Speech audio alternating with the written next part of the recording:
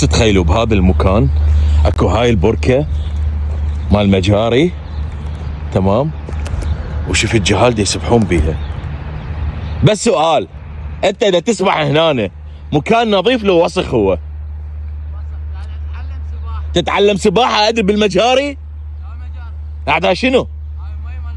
لا حبيبي، يا مي مال المطار حبيبي، مو هاي المجاري مال المنطقه كلها ذبه هنا دباوع. زين سؤال، مو اكو كلاب تسبح هنا؟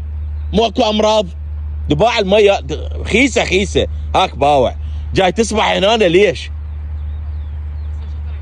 على مود كاني بدي انصح الناس اللي تجي هنا تسبح. بالمناسبه بلديه الدوره هاي المنطقه منطقه قراره،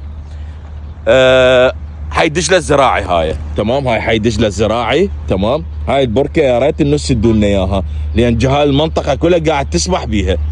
اكو بركه خيسه ختلوا الجهال هناك كلياتهم.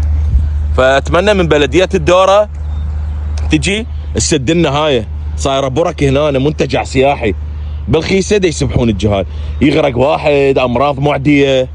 فاتمنى من بلديه الدوره تتخذ الاجراء اللازم بهاي الاماكن الضحله.